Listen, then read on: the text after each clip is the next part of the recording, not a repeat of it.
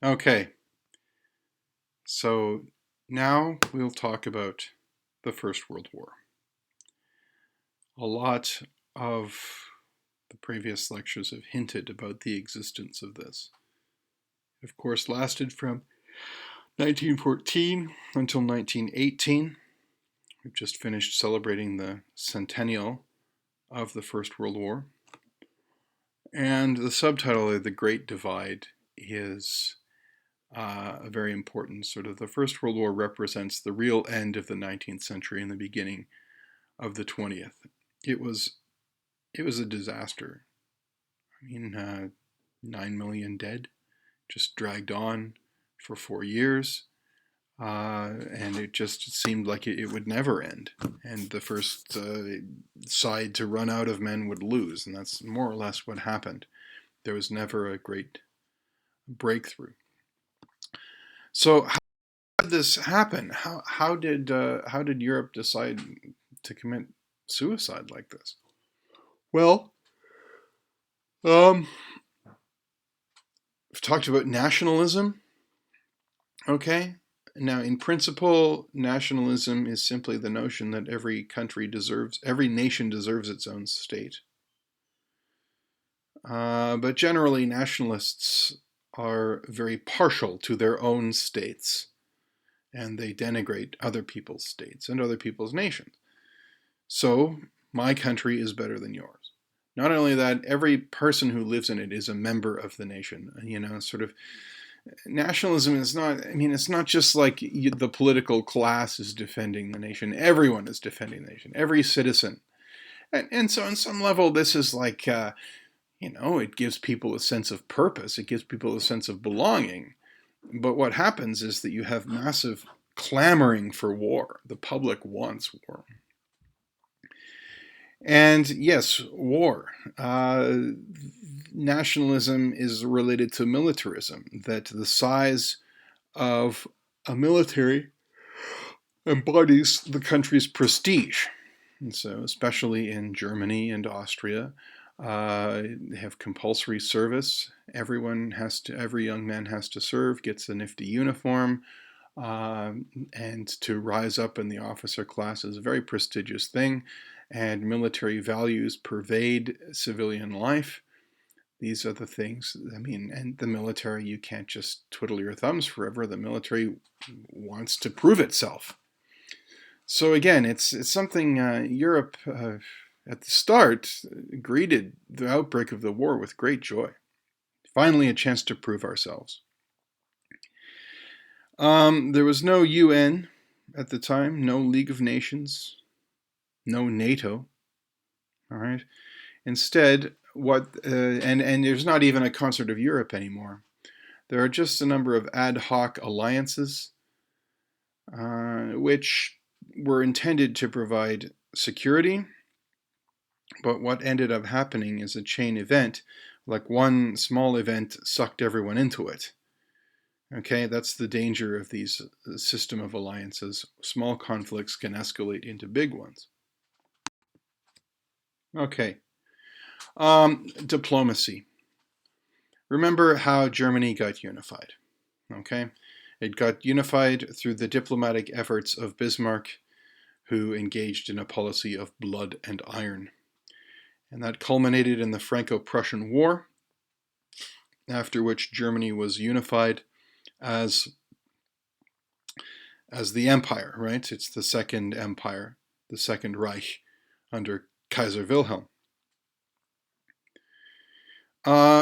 Bismarck himself was only too conscious of how ramshackle Germany was. I mean, it's this new creation, and there'd be a danger at any point that it would start to break up, and he knew that he'd created a lot of enemies in making Germany, particularly France.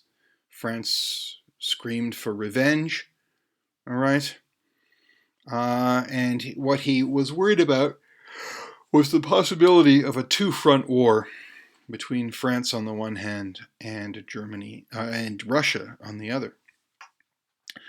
So he worked to keep France diplomatically isolated, and then he negotiated agreements with Russia. So a non-aggression pact, and then something called the Reinsurance Treaty with Russia.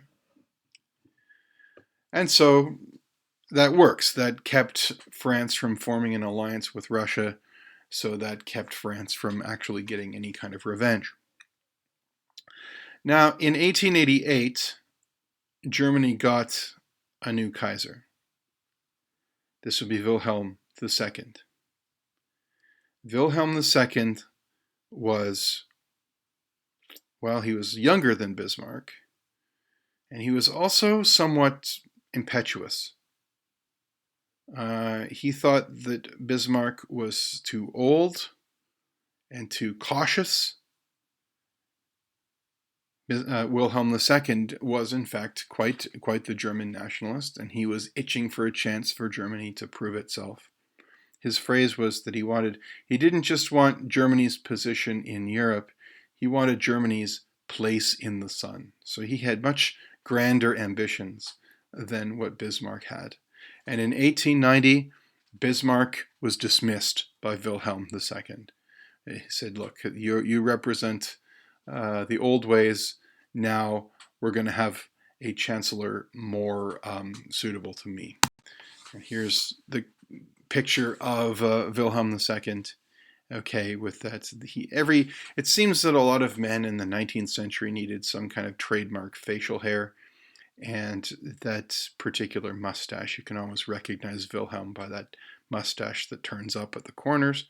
And there's a political cartoon of Bismarck being dismissed. The captain of the ship has sailed for the last time. All right. So what happens is that the Reinsurance Treaty expired in 1890, which then allowed France and Russia to make an alliance in 1892. Bismarck, in his retirement, was very upset with this, but Germany was like, hey, who cares? We can lick them both with one hand tied behind our back. They did, however, form their own alliance with Austria-Hungary. Now, it seems that Germany felt the keenest competition with Britain. All right? Germany wanted an empire. You know, this is the thing to do if you're European. You get an empire. But everywhere they go, it seems that the Brits had gotten there first. The Germans do get some territories. They get, German Southwest Africa, German East Africa. Cameroon was German. They got some territories in the Pacific. But, everywhere they went, it seems the British had gotten there first. Moreover, Britain had invested a great deal in its navy, and Germany realized that, Britain could blockade them if worst came to worst. So the Germans then engaged in building their own navy. And so in the 1890s and 1900s, there was a naval arms race between Britain and Germany. Okay, and the word there is dreadnought. A better word would be a battleship. Okay, the HMS Dreadnought was the first battleship, and that became a general name in Britain for battleships, dreadnoughts. So they're these massive ships with massive guns attached to them and very formidable naval power. And it scared Britain so much, this arms race with Britain, that they held their noses and made a deal with France. Okay, the French and the British don't tend to like each other very much, but in 1904 there was the Entente Cordiale, so basically the cordial understanding between Britain and France. So you've got the stage set. You've got France allied with Russia, France allied with Britain on the one hand, and then Germany allied with Austria-Hungary on the other. But the war itself was started by some damn fool thing in the Balkans. Okay? Keep in mind that the Balkans, that is basically southeastern Europe, was contested between Austria-Hungary, i.e. the Habsburg Empire on the one hand, and the Ottoman Empire on the other. Now, the Ottoman Empire was the sick man of Europe, and the Ottoman Empire was in retreat. Okay? And so in 1878, Serbia won its independence from the Ottomans. Okay? The trouble is that another Balkan state called Bosnia was administered by Austria-Hungary. And to the Serbs, this was an outrage. Okay? Many Serbs lived in Bosnia, and Bosnia rightfully belonged to Serbia. Okay? But the Austro-Hungarians would have none of it, and in 1908 they fully annexed Bosnia. This was a deep affront to Serbia. It was also an affront to Russia. Okay? In the 19th century, Russia felt, there's something called Pan-Slavism. Russians believed that they were the natural leaders of all Slavic peoples, particularly of Orthodox Slavic peoples, of whom the Serbs were one. So, anytime Austria-Hungary gets into a spot of bother with Serbia, the Russians diplomatically will take the side of Serbia. So you can see where this is going. Okay? So on June 28th, 1914, the Austrian Archduke Franz Ferdinand and his wife Sophie visited Sarajevo, the capital of Bosnia, and of course now an Austro-Hungarian province. And I guess this is back before they took security as seriously as we do now. They published the itinerary of Franz Ferdinand. He was supposed to arrive at the train station in a certain day. He was supposed to take his car to open a building, and then there was going to be a luncheon. And this was all printed in the paper beforehand. So this allowed a group of Bosnian Serbs, calling themselves the Black Hand, also known as Union or Death. They thought they would make a major statement and assassinate the Archduke because he represents Austro-Hungarian authority, which was preventing Serbia from annexing Bosnia. All right? And what happened was that there he is, Franz Ferdinand and Sophie, on June 28th, 1914. And below, there's Gavrilo Princip, the 19-year-old member of the Black Hand, who succeeded in assassinating him. What happened was that Franz Ferdinand got out of the train station, he got into his car, they drove to this building they were going to open, and one member of Union or Death threw a bomb at the car, but it missed, and it rolled under the car. It blew up, and it injured one of his entourage, who was taken to the hospital. Franz Ferdinand believed that you wouldn't, you have to have a good face, and so he kept on going. He wasn't going to let a bunch of punks ruin his official visit. And so afterwards, after lunch, they decided to visit this member of the entourage in the hospital. They were told, the driver, though, didn't get the memo, and they proceeded down the original path. But then they said, no, stop, let's turn around. Okay, and so they stopped, and it was at that point that Gavrilo Princip stepped out of the crowd and fired 2 shots, one killing Franz Ferdinand and the other killing his wife Sophie. So this is a huge deal. Okay. Needless to say, the Austrians were extremely upset at the murder of the heir to their throne.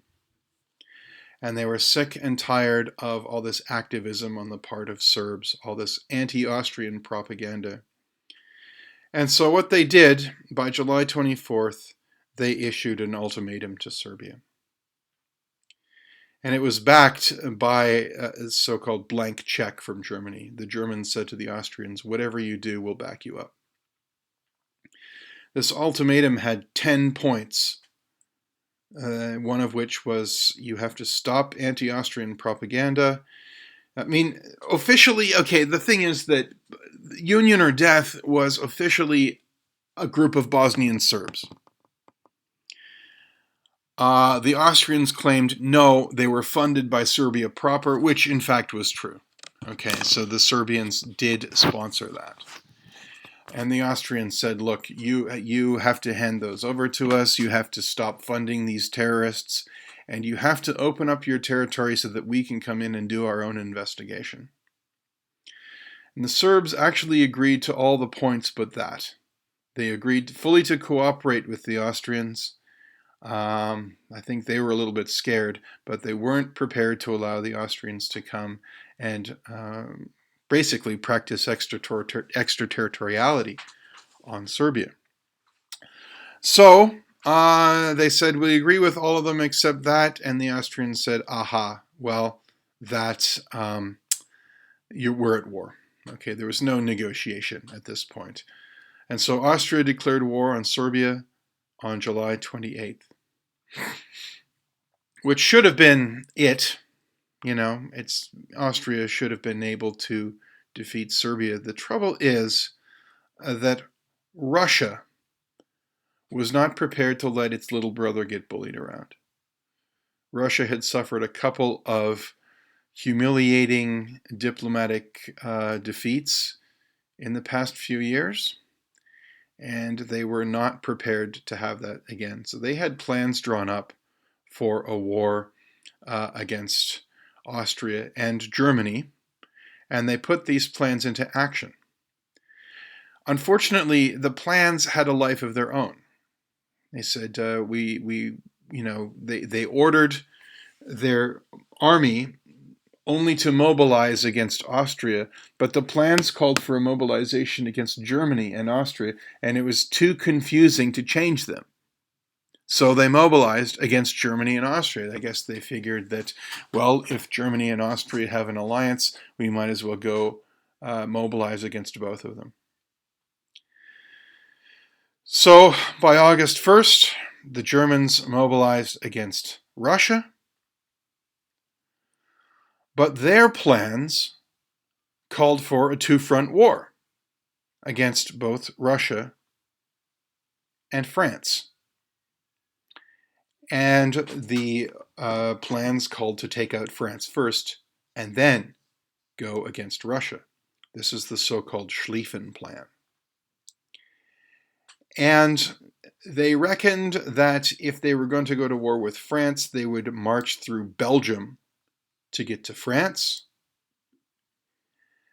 That is what brought Britain into the war, because, as you remember, Belgium was established in the 1830s with France and Britain guaranteeing Belgian neutrality. So when the Russians invaded Belgium on their way to France, that is what triggered British participation. And here is a map of the Schlieffen Plan. All right, you see the blue arrows there. This was the French plan. They were going to march against Alsace and Lorraine, right? Those territories that Germany had taken from them. And so the Germans figured, well, we'll let them take those territories, but we will sweep down through Belgium, we'll take Paris, we'll come around, we'll get the French from behind, and when we defeat them, we'll take all of our army to the Eastern Front and fight against the Russians. It's a very clever plan. Okay, it called for a great deal of speed. Okay, so that whole summer was a very tense time. People were following the news very closely. And when war did break out, it was greeted often with a sense of great joy. Okay, finally, a chance to prove ourselves. There was a sense that on all sides that it would be over very quickly. Okay, that speed and technology would win the day. They'd strike a knockout blow, and they would get the victory. Unfortunately for the Germans at least, the Schlieffen Plan did not quite work. As it happens, the Russians were quicker to mobilize than Germany bargained for, so Germany had to divert some troops to the east from the beginning, so it deprived the Schlieffen Plan of some troops. France was also quicker to mobilize than Germany reckoned. Okay, they're down there in Alsace and Lorraine. Once the French realized that the Germans were invading through Belgium, they commandeered all the taxis of Paris to go down and grab French soldiers and bring them to the north. The Schlieffen Plan did not believe that Britain would get involved, but Britain did get involved. Okay, and so the British Expeditionary Force got to France in time. So 40 kilometers north of Paris, French and British troops did manage to stop the German advance. Both sides tried to outflank each other, and this is known as the race to the sea, as both sides tried to go around each other, but they didn't. And what ended up happening was the construction of a system of trenches from the North Sea all the way down to the Swiss border, and thus it remained for the next 4 years. Okay? They would dig trenches. Frontline soldiers generally hid in trenches, and the advantage was always to the defense. Okay? You can't really, it doesn't matter how brave you are, a machine gun will get you. All right? Barbed wire was invented on the American frontier to control cattle. You just get great bales of barbed wire, stick them in front of your trenches. Again, you can't really go through that. Okay? So, this is the situation. Here's an illustration of a trench on the Western Front. Oftentimes it's even worse than that. I mean, a lot of these trenches permanently have a foot of water in them, and you're surrounded by the stench of rotting corpses.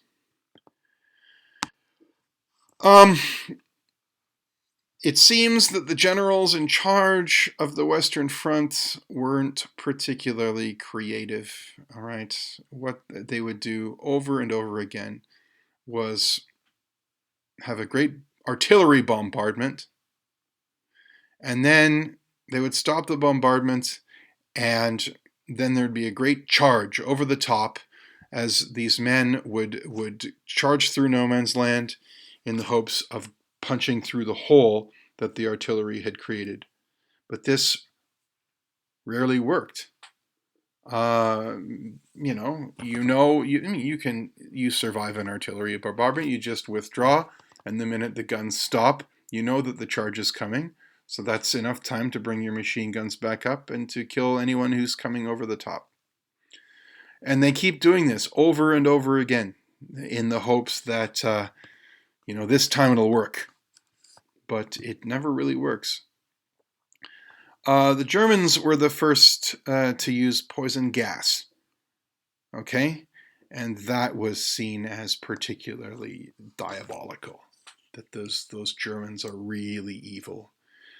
Although, of course, the British very quickly copied that. The trouble with poison gas is that it's too unpredictable. One gust of wind and your own troops are choking on it. So poison gas, it was diabolical, but it wasn't particularly effective. Eventually, the British do come up with the tank. All right. It's basically it's got an internal combustion engine, and it's made of armor, and it's got tracks, and you can drive that over the top. It serves as a shield. It will protect the soldiers behind it from machine guns, although unfortunately they never made enough of them to make a difference. And here's a World War I era tank. All right. Now, World War I is also the era when aerial warfare comes into its own. So there's a parallel front up in the air. And airplanes, of course, they're great for reconnaissance. You can fly over enemy positions and report back on the number of troops and that sort of thing. But they're ineffective as bombers. Okay, bombing, it's too you if you fly close to the ground, you're going to get shot down. Okay, so you have to fly high. Well, the higher you fly, the less accurate your bombing is. Okay, so unfortunately, airplanes didn't make much of a difference. Now, for the purposes of PR, the pilots who flew in these planes, they were individuals, and they had great sort of stories, and so the press could make stories about, in Germany they talked about the Red Baron, who was a World War I ace. The U.S. press made a big deal about Eddie Rickenbacker, and even in Canada, Billy Bishop was a famous Canadian ace. They scored a lot of hits.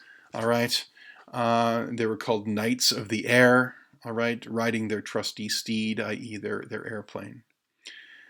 So for PR purposes, that provides a certain amount of relief to the home audience, because down on the ground there is no individualism, there is no heroism. It's just mass industrial slaughter.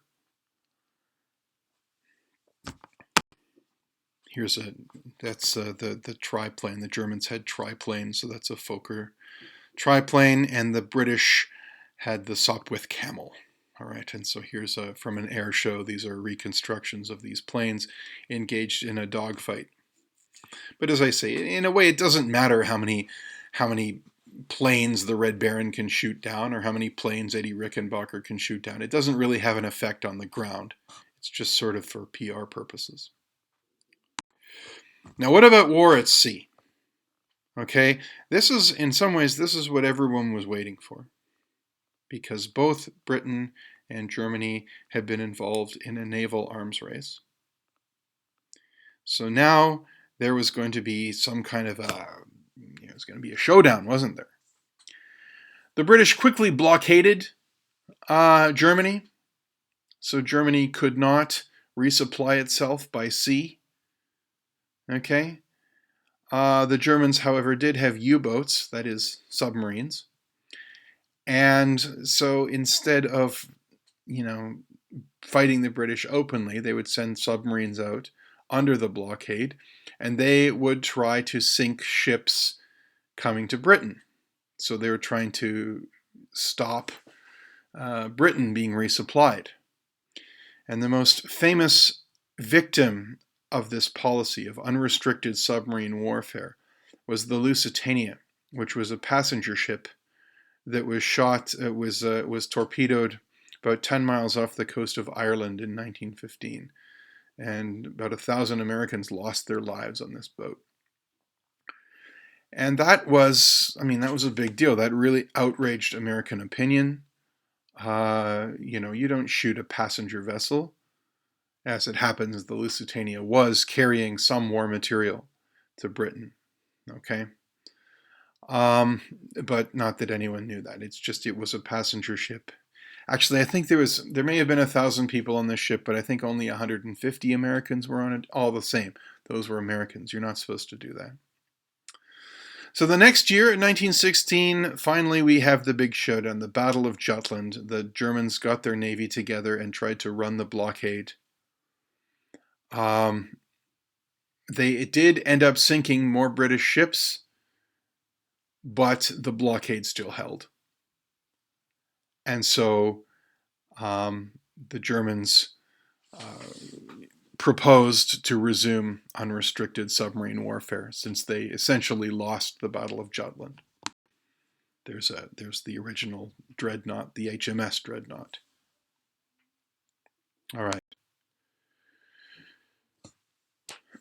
As you may be aware, America did eventually get involved in this war. Woodrow Wilson won re-election in 1916 with the campaign slogan, "He kept us out of the war." But by 1917, things had changed. Okay, unrestricted submarine warfare, poison gas. There were stories about atrocities in Belgium. the Germans were portrayed as particularly evil. All right. One of the things that kept Britain out of the war was, it's one thing to favor Britain and France, but Britain and France are allied with Russia, and Russia was an absolute monarchy. So what's the point in going to war against Germany in a way to prop up an absolute monarchy? Well, you don't have to worry about that anymore after March of 1917, because Russia had a revolution.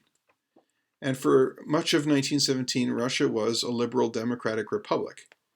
So that opened the way for American involvement. And finally, what you had is the Americans intercepted the Zimmermann telegram, and that is that the Germans were getting really nervous about America. And so they told Mexico, if you invade America and keep them occupied, when the war is over, we'll give you back Texas, Arizona, New Mexico, and California. So the Americans intercepted this, and they said, aha, the Germans really are evil. They're trying to foment discord in our own country. So America went to war, 1917. And it's a very interesting time because, it seems that Americans really got into it. They certainly, it was not safe to be German in America during this time. It's the time when sauerkraut was renamed Liberty Cabbage. Any number of Germans were actually lynched in America. If the Lutheran Church Missouri Synod used to conduct services in German, that very quickly changed in 1917. They switched to English at that point. Okay. Unfortunately, in 1917, in October of 1917, okay, that's when you had another revolution in Russia. That's when the Bolsheviks came to power. And they were very keen to get out of the war, so they quickly signed the Treaty of Brest-Litovsk with the Germans, basically ceding vast amount of territory to the Germans. But that's okay, as long as Russia got out of the war. So that meant that all those troops were now freed to come west. And it's really amazing. Briefly, the Germans did manage to break through, and they started an advance on Paris. But it got stalled. It got stalled because the Germans had basically been deprived. They'd been living under an embargo, a trade embargo, for the past 4 years. And they had to deal with a lot of really crappy food. And unfortunately, a lot of soldiers got distracted. Instead of marching on Paris, they would raid farmhouses and try to get their food. And of course, it's France, so the food is very good. They would raid the wine cellars. Discipline broke down, and this was enough to allow the British and the French and now the Americans to rally and to reverse their advance. And that went back past the original line, and it kept on going.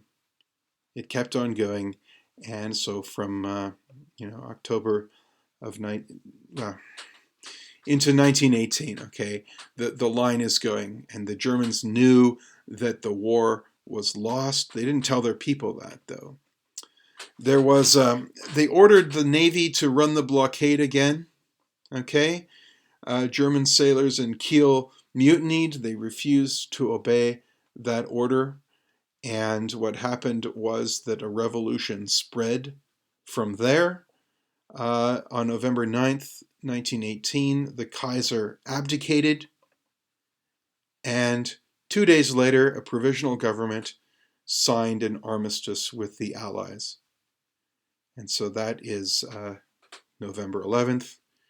That's why it is that in America, that's Veterans Day.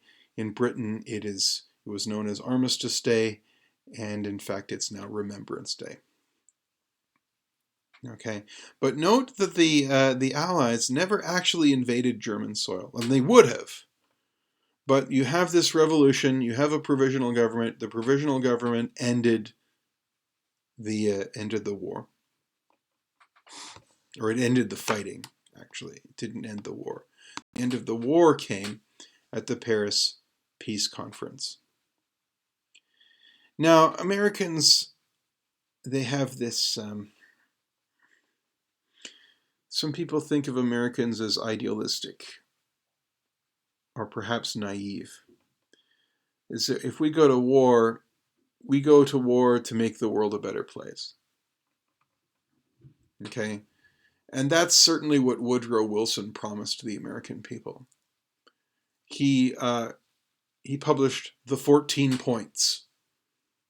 All right, and that's one of the documents. Okay, so instead, no more secret diplomacy. We're going to have open diplomacy, and we're going to arrive at it through a League of Nations. All right, we're going to have freedom of navigation on the high seas, so no more blockades. We're going to have free trade. We're going to have national self-determination. So no more Austria-Hungary. You're going to have a free Poland. You're going to have a free Czechoslovakia, that sort of thing. And a lot of Germans were kind of suckered by this. And the new provisional government is, okay, well, that sounds good.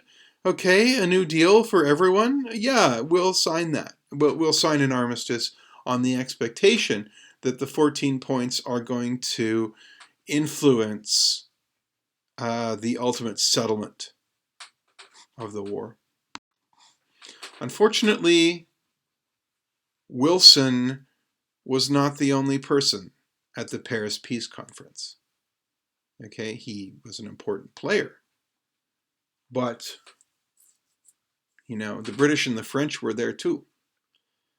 Clemenceau was the French Prime Minister. And, the President. And it was David Lloyd George was the British Prime Minister. They were a lot less idealistic than Wilson was. They had been fighting for 4 years. They had wasted a lot of money and a lot of lives on trying to fight Germany. So they weren't interested in a post-war world where everyone's happy. They just wanted revenge. Okay? And so the ultimate settlement of the war, the so-called Treaty of Versailles, was an amalgamation of idealism and punishment. And you can see there some of those bullet points illustrate the punishments that were imposed on Germany. Okay, so they lost all their colonies. All right, they created Poland. All right, they recreated Poland. But if ever, they created Czechoslovakia as well. But they gave something called the Polish Corridor to Poland. Even though it was ethnically German, Poland got access to the sea. All right? And the Czechs got the Sudetenland, which was also ethnically German, but it was industrialized, and it was judged that the Czech state needed that. So that was a problem. I mean, if each nation deserves its own state, if ever there's a choice between letting Germans all live together and, taking bits of Germany and giving them to others, they would take bits of Germany and give them to others. So that was upsetting to the Germans. The Rhineland, basically a stretch of territory that bordered France, was to be completely demilitarized. Their army was to be restricted to 100,000 troops. They were forbidden to have submarines, tanks, or an air force. And then famously, Article 231 was the War Guilt Clause. Basically, Germany had to assume complete responsibility for the war and as a consequence pay $31 billion in reparations, which of course was a lot more money back then. All right. So the Germans were, especially the War Guilt Clause, the Germans said, look, we were caught up in this. We're not the only guilty ones here. But nope, sorry, the Allies said, you are guilty, and so since you're guilty, you owe us a great deal of money. So all of this, Germany felt it was suckered. They felt that they had signed the armistice under false pretenses, and now the Allies were having their revenge on them. There was a great deal of bitterness in Germany as the result of the Treaty of Versailles. And needless to say, this is going to have consequences. But that's the topic of a future lecture.